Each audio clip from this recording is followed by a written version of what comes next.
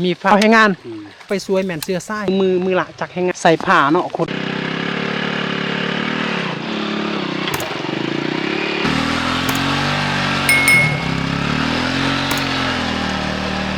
เอาสบายดี FC เบอร์สุขคนที่ได้เข้ามาติดตามรับชมเป็นกำลังใจแกเบาเติมกาสำหรับคลิปวิดีโอนี้กาเบาเติมกาอยากจะพาทุกคนกาไปรับชมกาเบาเติมอยากจะลกมันนะทุกคนเป็นมันของพอเท่าของเบาเติมเองนะแต่ว่าภาพบรรยากาศในมื้อนี้กาเป็นภาพบรรยากาศฝนตกนะทุกคนบริเวณนี่พี่น้องเห็นนี่ก็เป็นไห้ทุกคนบริเวณเนี่ย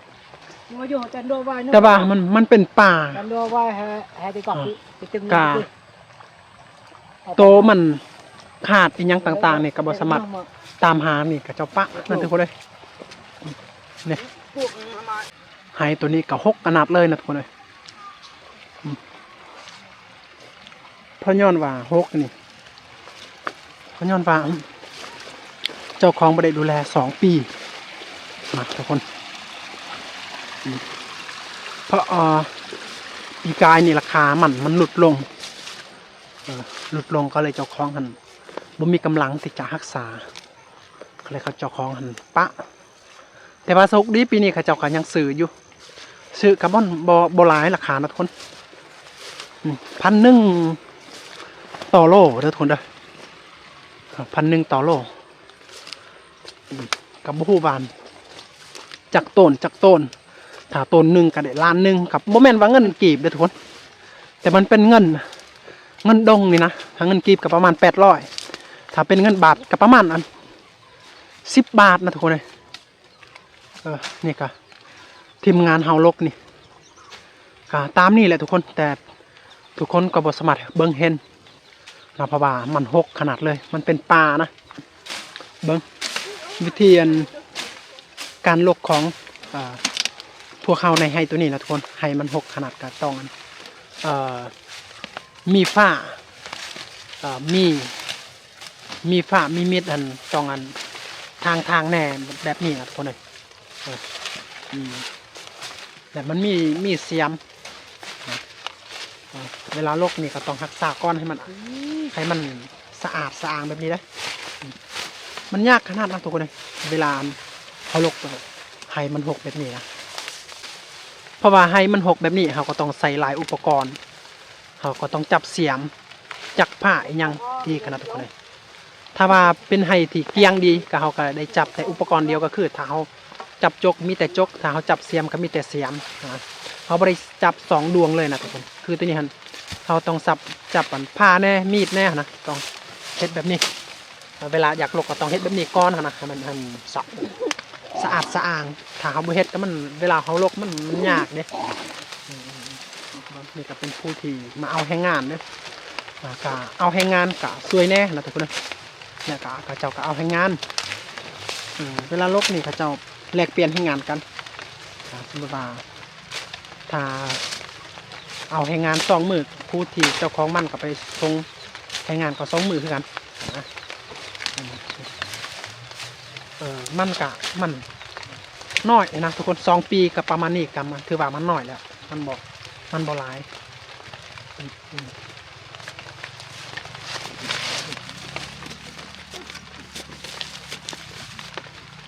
ถ้ามันใหญ่ๆกับไข่แน่เนาะทุกคนเนาะแต่2 ปีกับยังซ้ำแขนนี่กับป้าเขาบูฮูว่ามูลค่าทั้งหมดเทียนเจ้าของเพิ่นนั่นลงทุนนั่นเขาบูฮูว่าเท่าไหร่ทุกคนเขาได้พบได้เจ้าของจนเขาก็อยากจะเป็นขาดให้พี่น้องค่ะเคยเบิ่งได้เห็นเบิ่งขนาดใหม่เลยนี่นะทุกคนก็อยากวิดหัวของหมอเติมนะทุกคนมันสูงขนาดเลยมันเป็นป่านะตามตีนภูตามหัวภูก็เต็มไปด้วยหมอกปกคลุมมันนะทุกคนเลยกับมือวานนี่ก็ตกนักจนผู้เจ้าของนี่ก็เป็นผักเบื้องนี่นะทุกคนก็เลยเขาเจ้าบ่สมัครที่จะกลับไปผักเบื้องนั่นนะทุกคนเพราะว่ามันตกหนักเฮ็ดให้นำใส่โปนมันหลายก็เลยบ่สมัครที่เขาเจ้าขามไปพุ่นนะทุกคนก็เลยกะขางอยู่นี่แหละ ตามตัวนี้ก็จะมีอันพี่น้องนี่มีคนแล้วได้แต่อันพี่น้องก็บ่สามารถเบิ่งเห็นหั้นนะเพราะว่ามันหกขนาดนะทุกคนเด้ยมันเป็นป่าแบบนี้ก็เลยเฮาบ่เห็นแบบผู้ที่มาเฮ็ดเวียกนะทุกคนนี่นี่ก็เป็นอีกผู้หนึงนะอันนี้ก็เป็นเอาไปเอาให้งานคือกันได้ไปซอยแน่ก็ไปเอาให้งานแน่ให้ทุกคนจักมือแล้วเขาเจ้าลกนักมันนี่บ่ นี่บ่ จักมือแล้ว มือแล้ว 4 มือแล้ว แม่น4มือ นี่ก็ฮอด ตอนตัดหัว ตัวนี้ฮอดขั้นตอนตัดเนาะ ตอนตัด 4 มือหันเป็นการลกเนาะ แม่นเป็นการลก มื้อนี้หัน อัน ก็ นี้เป็นมือที่4แล้วนี่ เป็นมือที่4แล้ว เป็นมือที่ ก็ตัดหมากของมัน ตัดมาตัดหัว เอานี่ก็ ไว้นำกัน เจ้าก็เป็นผู้ที่ไปเอาให้งานบ่หรือว่าไปช่วย ไปช่วยซื้อเพราะว่าเขาเป็นลุงแหละ เป็นลุง แม่น คิดว่าไปเอาให้งาน แม่บ่ จักคนแหละผู้ที่มาช่วยมื้อนี้ ผู้ที่มาช่วยบ่ได้ประมาณ5คน 5 คน แม่น กะมันหน่อยแท้เนาะ นอกจากนั้นก็มีคนมาเอาให้งาน คันซั่นก็มีหลายคน แม่น แต่ว่ามีผู้ที่ไปเอาให้งาน มีผู้ที่ไปช่วยซื่อๆเนาะ แม่นแต่ว่าคนแต่ว่าบางคนนี่ก็มาเอาให้งานหลายกว่า เขาจะเอามาเอาให้งานเลยกว่า แม่น แล้วไปให้งานนั่นส่งแบบได้ให้งานนั่น ให้งานบ่ เขาจะเอาเงินบ่เลยว่าได้ บ่มาส่งคืนให้งานได้ สมมุติว่าเวลาเฮาลกมันนี่ก็มาเอิ้นเขาเจ้าหั่นน่ะเขาเจ้ามาลกถ้าว่าผู้ใดที่อยากเอาให้งาน นั่นเนาะ และหลังจากนั้นก็ฮอดเวลาเขาอีกลกก็บ่เอิ้นเฮาบัดนี้ ในนั้นเนาะ นี่แม่น คิดว่าเฮาสิจ่ายเป็นเงิน บ่ จ่ายเป็นให้งานเนาะ แม่น สมมุติว่าถ้านั้นมื้อนี้เขาเจ้ามาช่วยเฮาแล้วมื้อต่อมาเขาเจ้าลกกับเฮามาช่วยอีก แม่นมาส่งให้งาน นั่นเนาะเอาทุกคนนี่ก็เป็นการแลกเปลี่ยนให้งานในเขตนี้ได้เวลาเขาเฮ็ดมันนะทุกคนถ้าสมมุติว่าเขาเจ้าผู้ใดเอา2 มื้อเขาเจ้าผู้เจ้าของมันไปส่งกับ2 มื้อแบบนั้นนะทุกคนก็ส่วนหลายก็ผู้ที่มาเอาให้งานหลายกว่านะทุกคนเอ้ยแต่ผู้ที่ไม่เอาให้งานก็น้อยก็บ่แม่นผู้ที่มาช่วยก็น้อยเนื่องจากว่าผู้ที่มาช่วยเนี่ยก็เป็นผู้ที่เป็นเสื้อสายไอ้น้องกันนะก็เลยเขามาช่วย แต่ว่าผู้ที่มาเอาให้งานกันมันเป็นพี่น้องทางบ้านนี่แหละนี่กับผู้ที่มาเอาให้งานบ่นี่ผู้อิดให้งานนึงผู้จ้อย ใช่ ผู้จ้อย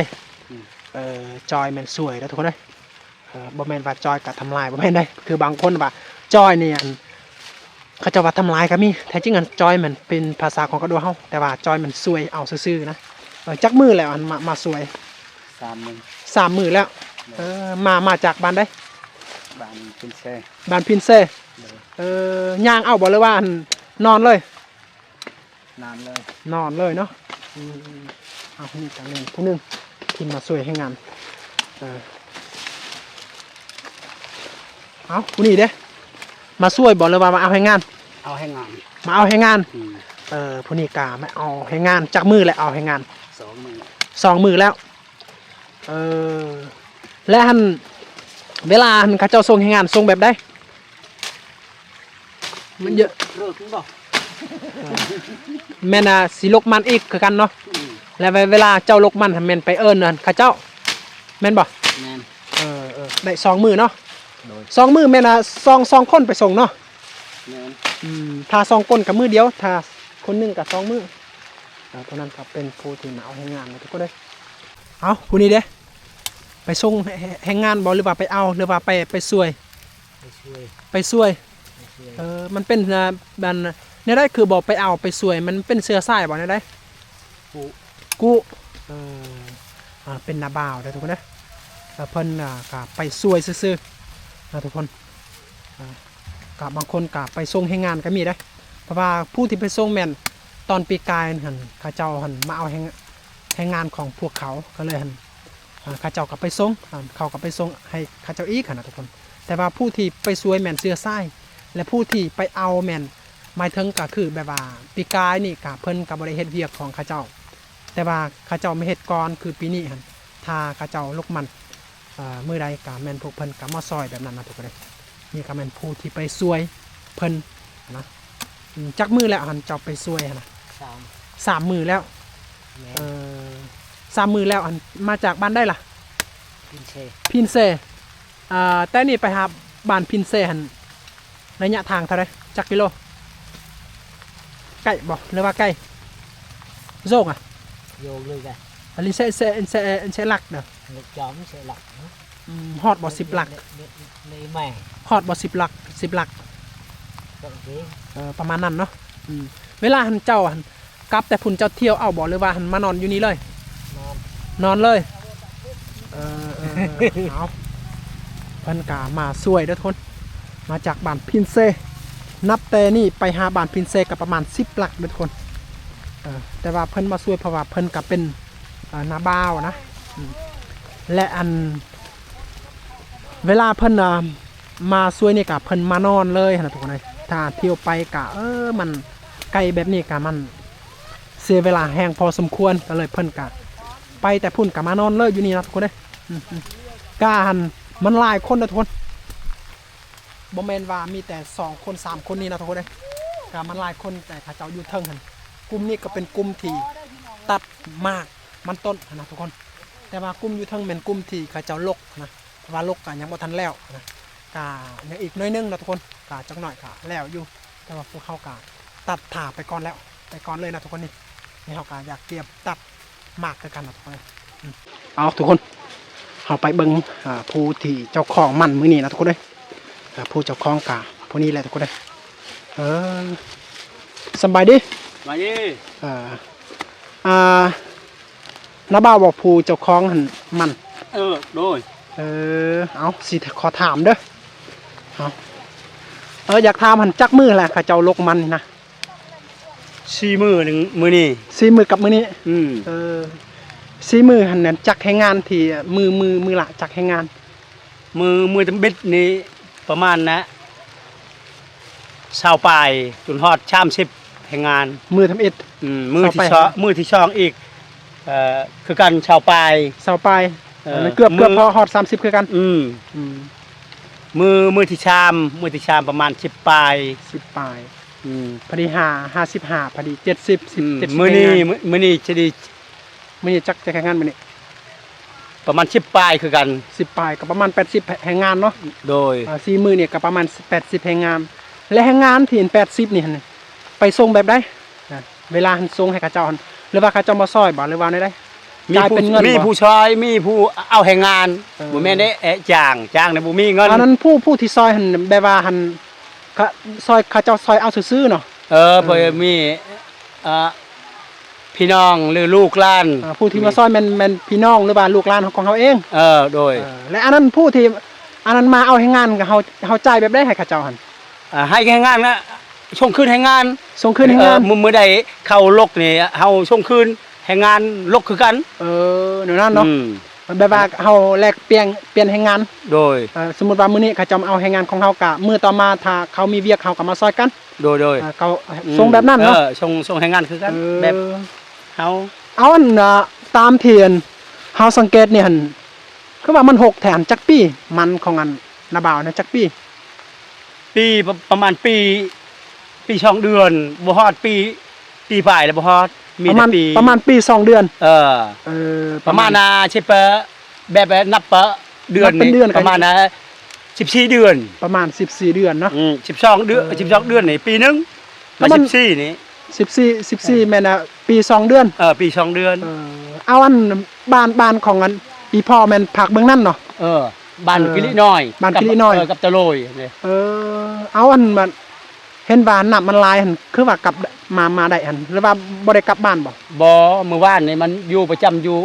โบสถ์มัสการนี่เลยประจำอยู่นี่ประจำอยู่นี่เพราะว่ากลับบ่ได้น้ำมันลายเนาะโดยเอาและอันไปเฮ็ดอยู่นี่มันเป็นดินของนาบ่าวเองบ่หรือว่าดินของชาวบ้านที่นาบ่าวจ้างเอาหรือว่าได้ดินเขาเช่าดินเขาและอันน่ะจ่ายให้เขาได้3 ล้านปีนึงนี่3 ล้านแล้วปีกับปี2เดือนหันจ่ายเท่าไหร่บัดนี้ปี2เดือนนี่ก็จ่ายบ่มีแต่ลกมันนี่มันส่งคืนหรือ2ปีก็ยา2ปีก็ยาสมมุติว่าสัญญาถ้าสมมุติว่าเฮาปีกให้ปลูกมันปีนี้แหละลกมันปีนี้หั่นคายหั่นแหละ ส่งให้เขา ส่ง ถ้าเฮาปลูกต่อแม่นน่ะจ่ายต่อเนาะ จ่ายต่อ 3 ล้านบ่ 3 ล้าน เออ 3 ล้านดง แต่ว่าตามที่มูลค่าที่มันนี่หั่นก็ประมาณจักล้านแหละมันตัวนี้ครับ จังว่าแล้วคันหมูแบบหมูต้องใช้นี่ประมาณ7ต้น 7 ต้นแม่น ประมาณ7ต้น8ต้น ประมาณนั้นเขาซื้อหันโลเท่าไหร่ 1,000 โล1,100 อืม คันสั่นค่า8ต้นนี่ก็ 8 ล้าน 8 ล้าน อืม และส่งให้เขาหันอีกก็อัน 3 3 ล้าน ล้าน ก็ยังอีกกัน5 ล้านเนาะ 5 อันนั้นแหละอันผู้ที่มาลกอันบ่ว่าผู้ที่มาซอยหรือว่าผู้ที่มาเอาแรงงานเห็นการที่เขาจะมาลกกันอาหารการกินแม่นไผรับผิดชอบ เขาเองเลยครับไปชอบ เขาเองเป็นคนรับผิดชอบ เครื่องกินเครื่องดื่มนี่ เครื่องกินเครื่องดื่ม อืม แม่นะมันผู้เจ้าของมันรับผิดชอบ โดย และข้าวกินเด้อ เขากินเนี่ยของไปของมัน ข้าวหันของไปของมัน เฮารับผิดชอบนี่เครื่องแกงหรืออาหารหรือน้ำส้มน้ำซอก น้ำส้มน้ำซอกมันผู้เจ้าของมันเนาะมันเป็นกฎเนาะเอา นี่ก็เป็นการลกมันแบบอยู่นี่เนาะ โดย เอาเงินมื้อใดล่ะเขาจะมาเอามัน มือคันบ่ได้ฝนตกนี่ก็มืออื่นนี่มัสการวันอาทิตย์ มื้ออื่นยังขานมัสการและมื้อฮื้อนั่นเขาเจ้ามาเอา มาเอา ถ้าฝนตกเด้ จังว่าแล้วยังบ่ได้ถามมาอันนั้นผู้ที่สื่อ ผู้ที่ชื่อเนี่ย ผู้สื่อมันไผสื่อ ผู้อำโหนี่ พุ่นน่ะบ่เฮือนเพิ่นบ่พุ่นน่ะ โดยเพิ่นหันเป็นผู้สื่อแม่น เอา เพิ่นก็เล่ากับว่าค่ายให้เวียดติดต่อเวียด เพิ่นก็ติดต่อเวียดคือกัน ติดต่อเวียดคือกัน และพวกอันมาเวียด น้าบ่าวก็ติดต่อเพิ่น โดยแต่รถเข้าอยู่นี่เลยเด้ รถเข้าเลยบ่แต่ว่ายันฝนตกนี่รถเข้าบ่ได้ติ บ่ใครนัดกันแล้วเด้ บ่ยันว่ามันน่ะรถเข้าบ่ได้ฝนตกกันถ้าแดดก็ยังใครเด้มันฝนตกนี่ยันรถออกบ่ได้เข้าบ่ได้แบบนั้นนะ จังหวะแล้วเขาไป แต่สมมุติว่าเข้าบ่ได้ก็เฮาก็ต้องแบกออกไปทางออกไปนอกเนาะ ดูแคมทางพุ่นไหนเข้าบ่ได้นี่ ประมาณจักเฮกตาร์มูลค่า3ล้านนี่ประมาณจักเฮกตาร์ที่อันพออัน ประมาณนะเฮกตาร์ก็บ่ฮอดนะเฮกตาร์ บ่ฮอดเฮกตาร์ปีปลายก็ว่ามันน้อยเนาะปีปลายเนาะอันนั้นมันแนวมันสำปะหลังเวียดบ่เลยว่าแนวมันสำปะหลังคนไทย คนไทย ของไทยเวียดนี่ไงกลัวนี้ อันนั้นได้ยินว่าเขาเจ้าว่าแนวตัวนี้พวกอันนาบาวไปเอาอันจากอันตะโอยแม่นบ่ แม่นอันนั้นแต่นี่ไปหาตะโอยจักกิโลเมตรไกลเติบบ่ โอ้ไกลเด้แต่ไปเอาอยู่อันนั้นไปซื้อเอาบ่หรือว่าไปขอจากพี่น้องอยู่ข้างนั้นไปขอเอาพี่น้องเฮาเชื่อพระเจ้าอยู่พุ่นอำเฮียดพุ่นตำปลีพุ่นไปขอเอาซื่อๆเนาะบ่ได้ให้อีหยังติให้เพิ่นหั่นบ่มีแต่จ้างค่ารถไปส่งค่ารถหั่นจ้างเขาจะไปส่งหั่นเท่าใดล้าน2มาค่าชิ้นเปลืองนี่ล้าน6ล้าน6รวมทั้งรวมค่าสิ้นเปลืองแม่นล้าน6ล้าน6มีชื่อเขาพอดีอันกับอันโตนั่นน่ะน้าบ่าวเซาหั่นกับพี่3-4ล้าน6เนาะและค่ากินค่ายากันระยะ4มื้อหั่นไล่บ่จักล้านแหละเสียเงินค่ากินค่ายากระยะ4มื้อที่เขาเจ้ามาซอยนี่เท่าไรเสียเงินหั่นได้ไล่เลยบ่บ่ทันได้ไล่มันก็ประมาณ6แสนเด้6แสนพอดี5ล้านเนาะถ้าสมมุติว่าเขาขายออกกันก็ค่าสิ้นเปลืองก็ประมาณ5ล้านนี่ก็ยังแต่3ล้านให้แกเฮาเนาะโดยหมู่กันเนี่ยได้อีกข่าวได้อีกบ่นี่มาอะไรข่าวย่านข้างรถนี่บ่ให้ตัดบ่ให้ตัดมากจากต้นเนาะมีแต่ลกเอาซื่อถ้าตัดเป็นยังเน่าบ่เน่าเอาทุกคนเลยเฮาก็กำลังเฮาก็ได้ไปสัมภาษณ์ผู้เจ้าของมันเด้อผู้เจ้าของมันก็เป็นพ่อเฒ่าของบ่ตำเองนะทุกคนแล้วเฮาก็สอบถามข้อมูลจากเพิ่นเพราะว่ามันที่เพิ่นนั่นเฮามาลกมื้อนี้นะทุกคนก็บ่ฮอด2ปีเด้อทุกคนก็ประมาณปีกับ2เดือนนะทุกคนระยะอันที่เขาเจ้าดูแลมันตัวนี้นะทุกคนแต่ว่าสิ้นเปลืองที่เฮาสอบถามกับเดี๋ยวนี้หันกับประมาณ5ล้านนะทุกคนประมาณ5ล้านปลายเด้อและผู้ที่มาส่งเงินแรงงานของเพิ่นในมื้อนี้ทั้งมาส่งทั้งมาเอาก็รวม4มื้อนี้ก็ประมาณ80แรงงานนะทุกคนเลยแต่ว่ายังบ่สำเร็จได้ยังอีกกัน เฮาคนหมั่นขึ้นรถอีกมื้อหนึงหรือว่า2มื้ออันนั้นทุกคนเฮาบ่ฮู้ว่าแรงงานนั้นมื้อต่อมาหันจักแรงงานก็บ่ฮู้แต่ว่าแรงงานหั่นระยะ4มื้อนี่แหละทุกคนก็80แรงงานแล้วนะถ้าจ้างเป็นวันน่ะตอนนี้ก็เป็นวันหั่นแสนหนึงกับ8 ล้านแล้วนะทุกคนเอ้ยแต่ถ้าเฮาตามที่เฮาเบิ่งงานมันของเพิ่นนี่ก็อย่างหลายสุดกับ8ต้นหั่นน่ะ8ต้นได้มัน8ต้นก็เลยถ้าเฮาไล่ละเอียดตามแห่งงานของเฮาเลยก็มันคือว่ามันรูปแล้วนะทุกคนเอ้ยแต่ว่าถ้าเฮาไล่บ่ไล่แห่งงานมีแต่ไล่สิ้นเปลืองที่ซื้อหรือว่าเซาดินนี่ก็สิ้นเปลือง5 ล้านก็ถ้าเฮาได้8 ล้านนี่ก็เฮาได้มีแต่3 ล้านนะทุกคนมื้อนี้ก็ฝนตกหนักคือเก่านะทุกคนยังใครแน่เด้อเบาตำมีเสื้อกันฝนนะทุกคนเด้แต่ว่าคนอื่นที่บ่มีเสื้อกันฝนนี่ก็คือสีหนาวแห้งนะทุกคนเด้หกขนาดเลยอันนี้ปนโน่ละจนหน้าละจนปนโน่เป็นตรงรุ่มทั้งผู้ที่มาส่งกับมื้อนี้ก็ประมาณ15แรงงานนะทุกคนต้องงั้นนะเฮ็ดแบบนี้เด้ทุกคนเพื่อเฮาได้ฮู้ได้เบิ่งอันตัวนี้นะกกของมันหั่นให้มันละเอียดนะทุกคนนะสบายดีปะเป็นส่วน เป็นช่วย เอาอยากถามมันไปช่วยบ่เลยว่าไปเอาแรงงานบ่จอยลังปุ้ยแรงงานปุ้ยกล่อง ที่มาจ่อยอีกป้องเอา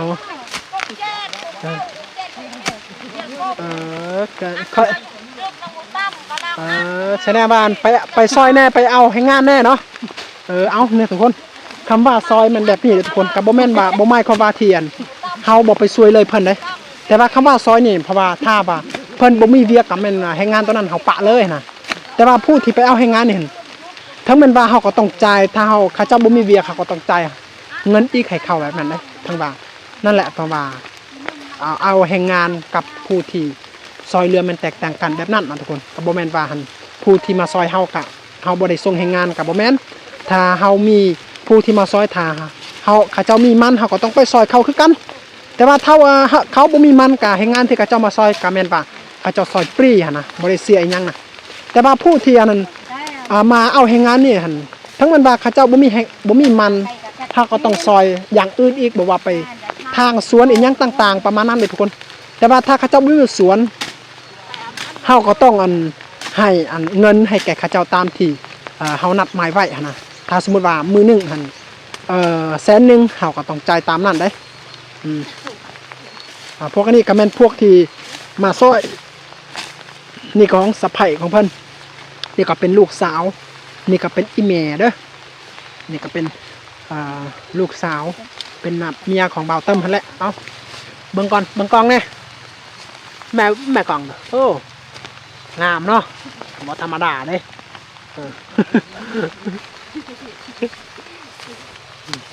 หนาวบ่เอา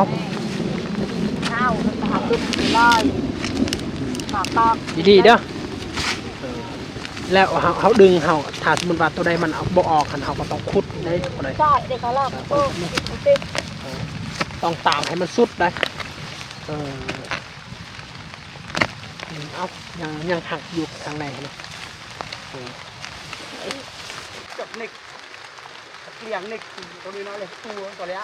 เดี๋ยวนี้ทีมงานของเขาทุกคนกาเขาเปลี่ยนวิธีนะทุกคนเลยบางอย่างกาเขาแบ่งเป็นทีมมันตัดหัวของมันและทีมมันลกนะแต่ว่าเดี๋ยวนี้เขาเปลี่ยนหมดกะเขาลกให้มันแล้วก่อนแล้วลกเขากะประสานผู้ที่ซื้อนะว่าเพิ่นสิได้ไปเอาบอมือวันจันทร์นะถ้าเพิ่นว่ายังบ่ทันไปเอาได้กะแล้วเขาลกเขากับพักผ่อนแล้วทุกคนเลย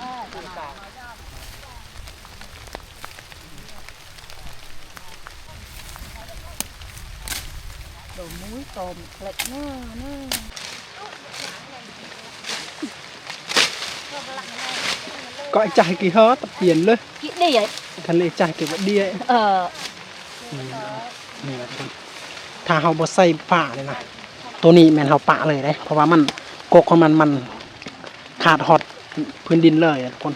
ตามมีฝ้าแบบนี้เราก็ต้องรักษาให้มันเกลี้ยงตัวนี้เราก็ได้เห็นตัวนี้นะทุกคนเวลาเขาลกมันง่ายนะเอาลกมันให้มันหกขนาดแบบนี้มันเราต้องใส่อุปกรณ์2อย่างอย่างหนึ่งมันฝ้าอย่าง2แม่นจกหรือว่าเสียม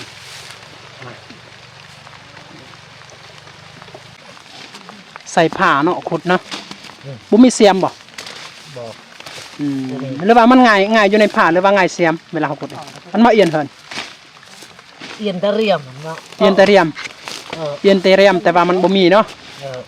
ตะเรียมกะเอาอัน ปิเตเอาโค เอาผ้านี่ใส่เนาะนี่เลยรู้สึกลดลกมันยามฝนตกนี่หนาวบ่หรือว่ามันเงียบโดยเรื่องแต่ก็โดยแล้วก็น่าแจ๊กเถอะลกมื้อนี้ก็คือสิแล้วเนาะแล้วบ่มื้อนี้ลก เยอะก็ไม่เยอะปิ เยอะเยอะถือว่ามันเป็นภาษาของกระโดดนะทุกคนเลยเยอะแม่นป่ะแล้วฮะโอ้ละเอียดขนาดเนาะพวกหลังเทนกันนะบาทโอ้เก็บตัวมันอันตะเก็บแล้วบุญมันนั่น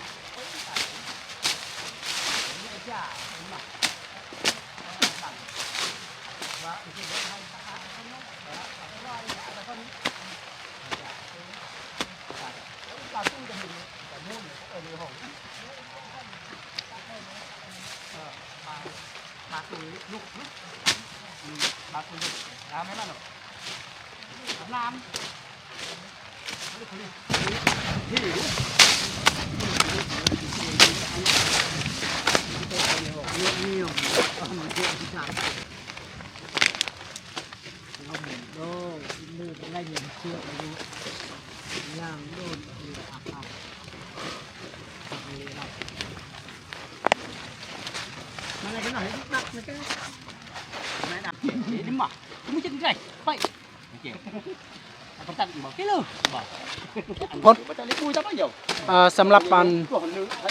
คลิปวิดีโอนี้การเบาเติมกระยากขอฝากให้พี่น้องซ้ำนี่แหละทุกคนเลยคลิปนี้ก็เป็นคลิปที่เบาเติมอยากให้ทุกคนได้เบิ่งได้เห็นนั่นการลกมันยามฝนตกเลยทุกคนเด้อก็คือเบาเติมก็เป็นคนที่ไปช่วยพอเฒ่าเลยทุกคนเลยกะ4 มื้อแล้วนะทุกคนเลยที่เฮาเฮ็ดนะทุกคนกะให้งานก็รวมกะ80ให้งานนะทุกคนกะแบ่งบางให้งานกะข้าเจ้ามาซอย แต่ว่าบางให้งานที่ข้าเจ้ากะมาเอาหรือว่ามาส่งแล้วทุกคนผู้ที่มาส่งก็หมายความว่ากะมือว่าปีกายนี่กะพวกเพิ่นไปเฮ็ดซอยข้าเจ้านะก็เลยปีนี้ข้าเจ้ากะไปส่งนะผู้ที่ไปซอยก็หมายความว่าแบบว่าถ้านั่นข้าเจ้ามีเวียกผู้เจ้าของไปซอยคือกันแต่ว่าถ้าบ่มีแรงงานที่เขามาเฮ็ดในมื้อนี้กะให้ฟรีซื่อๆนะทุกคนเฮ็ดซอยซื่อๆนะแต่ว่าผู้ที่มาเอาแรงงานนี่นะถ้าสมมุติว่าถ้าข้าเจ้ามีมันก็เฮาก็ไปซอยมันไปลกมันให้ข้าเจ้าคือกันแต่ว่าถ้าบ่มีข้าเจ้าทางสวนทางไห้